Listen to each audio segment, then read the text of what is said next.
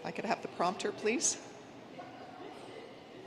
Good afternoon. I'm Heather McPherson, President and CEO of Women's College Hospital. To begin, we would like to acknowledge that the land we are meeting on is the traditional territory of many nations, including the Mississaugas of the Credit, the Anishinaabe, the Chippewa, the Haudenosaunee, and the Wendat peoples, and is now home to many diverse First Nations, Inuit, and Métis peoples. We also acknowledge that Toronto is covered by Treaty 13 with the Mississaugas of the Credit. I would like to extend a warm welcome to the Honourable Sylvia Jones, Deputy Premier of Ontario and Minister of Health, the Honourable Peter Bethlenfalvy, Minister of Finance, and to all of our distinguished guests joining us here today. At Women's College Hospital, we have a proud legacy of advancing health for women, particularly in areas where their unique needs have often been overlooked and underserved. Today, our mission is to transform healthcare for women and gender-diverse people, ensuring better outcomes, improved access, and more equitable care experience. We believe in a health system that provides patients and their families with high-quality care close to home, available where and when patients need it the most. That's why we're honored to be here today for this important announcement about how the province is expanding access to health services for Ontarians looking to start or grow their families. Becoming a parent is an incredibly special experience, and it should be within reach for everyone, regardless of gender, sexual orientation, or socioeconomic background. With that, I would like to invite the Honourable Minister Sylvia Jones to the podium. Minister Jones has a long record of enhancing healthcare access and supporting healthy families in Ontario. Welcome, Minister Jones.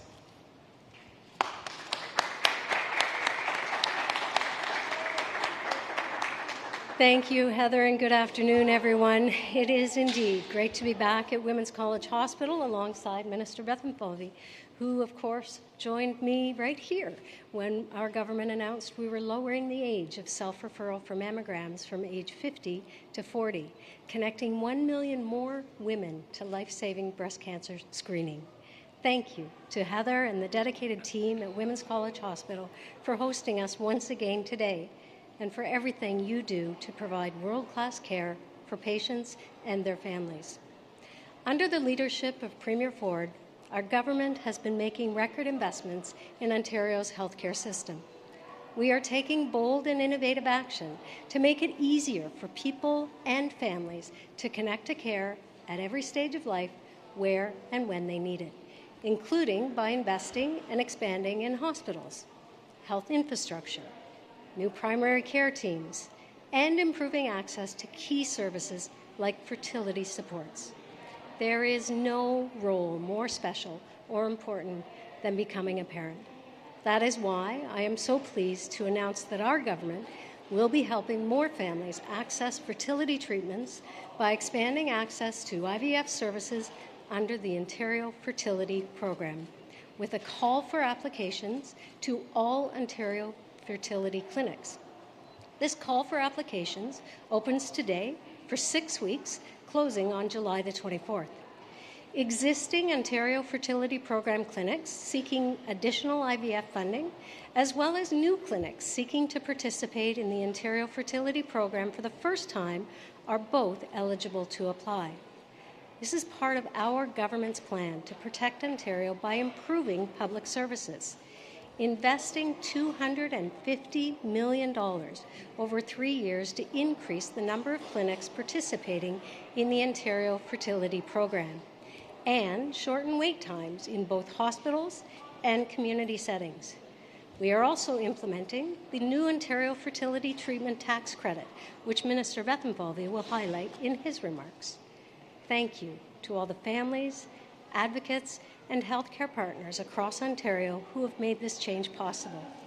As our government continues to protect Ontario families and the services they rely on, this historic announcement will triple the number of families benefiting from government-funded IVF services. Since the launch of the Ontario Fertility Program, funding has been provided to nearly 120,000 Ontarians to help them build their families. With more clinics participating in the Ontario Fertility Program, more people and families across Ontario will be able to access government-funded fertility services faster, more conveniently, and with more financial support. It's how our government is making steady progress to ensure that the Ontario Fertility Program is better equipped to meet the needs of patients and provide them with timely and high-quality fertility care closer to home. Thank you. I'd now like to pass the podium over to Minister Bethlenfalvy to share a few words. Stay well.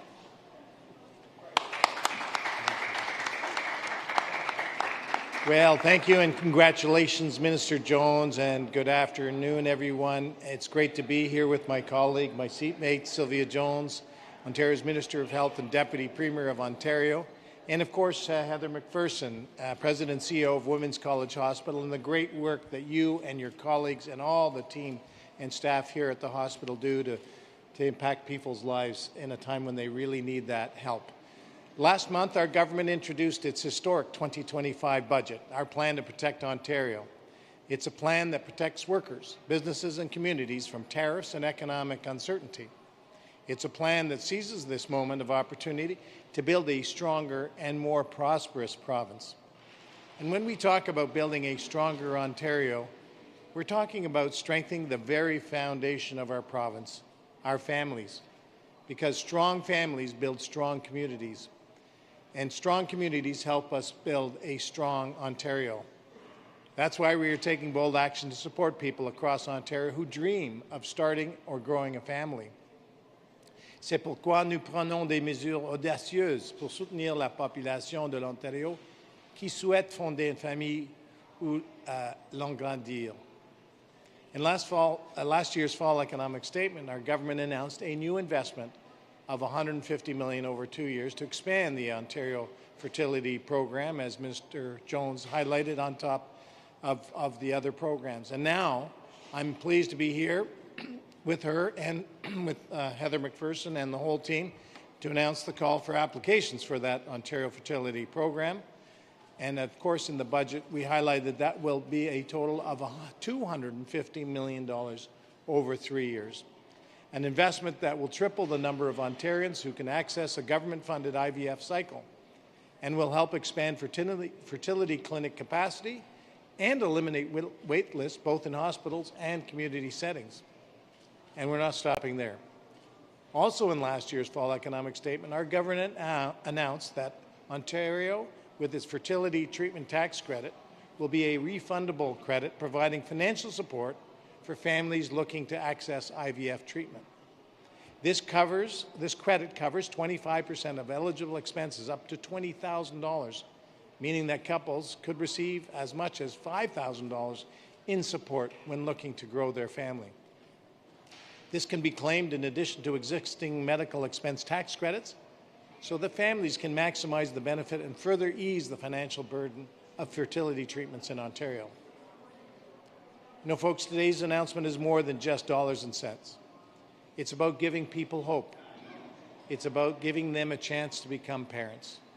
This program reflects our belief that building a stronger Ontario starts with strong families and strong communities. And today's announcement is another step forward towards this goal. We know that our province faces challenges, and Ontario has faced them before, and we've always come back stronger. Together, we will build a future where more people can realize their dream of having a family.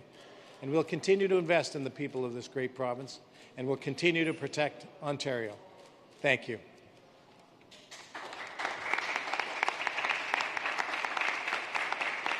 I think it's over to you, folks.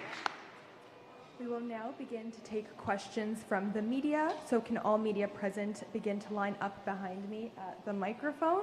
And as a friendly reminder, the format is one question and one follow-up. Thank you. Please state your name and your outlet. Hi, Barbara with Queen's Park Briefing. So question for the Minister of Finance. So ArcelorMittal is laying off over 150 workers in Hamilton because of the impacts the U.S. tariffs are having on the steel industry. I'm wondering why the government didn't use funds from the Protect Ontario account to prevent disclosure. Yeah, first off, we're there to support all workers right across the province. And of course, we're very thoughtful of the 150 people you just mentioned.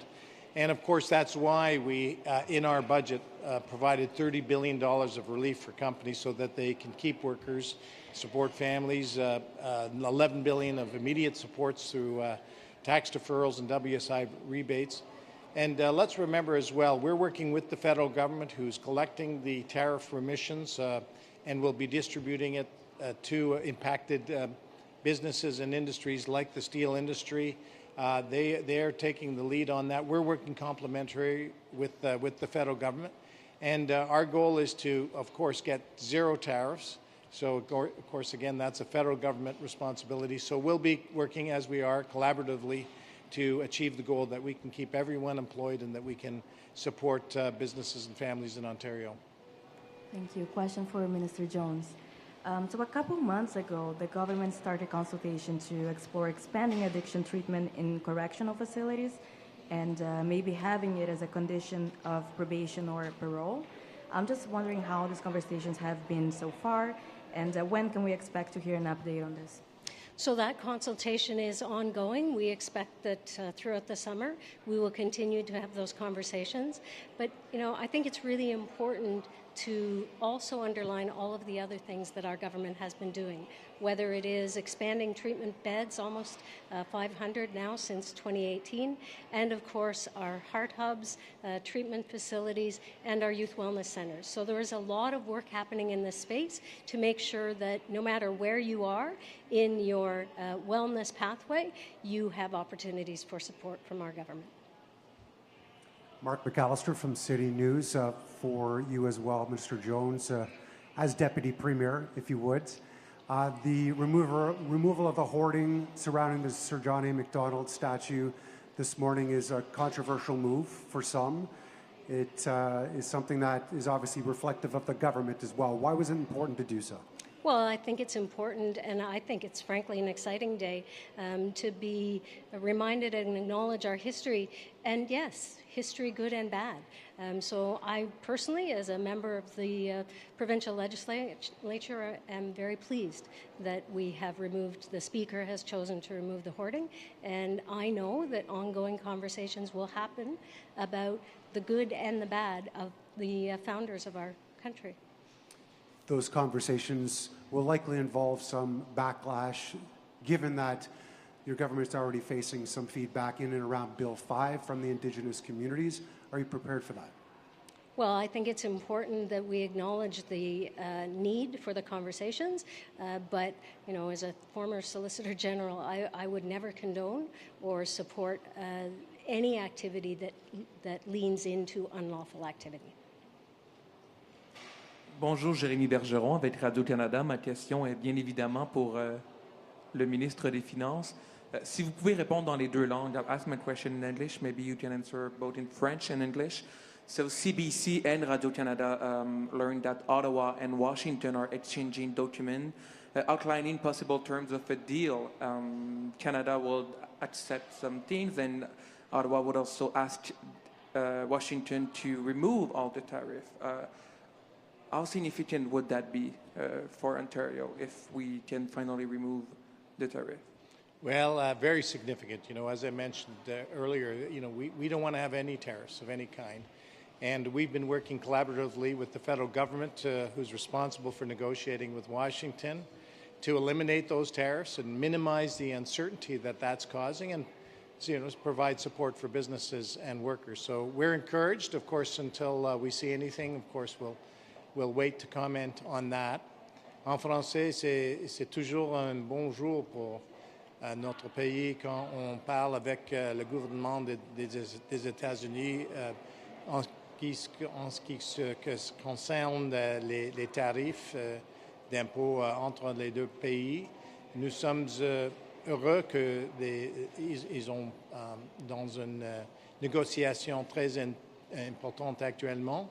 Et on verra quand quelques deal est finissé. But do you have hope? Do you hear that their negotiations are going well?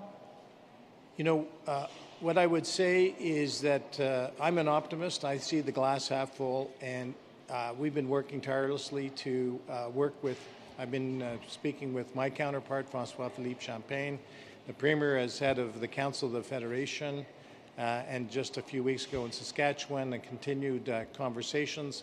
We're all rowing in the same direction, so I think we plan for any situation, but hope for the best. And en français, c'est la même chose. Nous sommes optimistiques actuellement. Mr. Bethlenfalvy, Martin Trainer, CBC News. What do you make of Project Ontario, this group that says your government needs to be more conservative? Well, I would say that we've got 3 successive majorities as a Conservative government. The first government since 1867 to have an increased plurality. No other government has ever done that since 1867. From a fiscal point of view, we're one of the few provinces, perhaps the only province, to get 2 credit rating upgrades in the past 12 months. So fiscally conservative. Canadian Taxpayer Federation gave us a B for lowering. So a good mark. That's a really good mark for lowering taxes and fees. And, you know, we've got the best economic metrics and fiscal metrics in a couple of decades. So I'm feeling pretty conservative these days. And, of course, our borrowing costs are the lowest now for the first time. That's a good conservative principle. That means we can put more money to announcements like today so we can help families, you know, prosper and grow their families. So I'm feeling pretty good as a conservative today. Okay, is there any other media present with questions? Perfect. That concludes our media availability. Thank you, everybody. Thank you, everyone. Congratulations.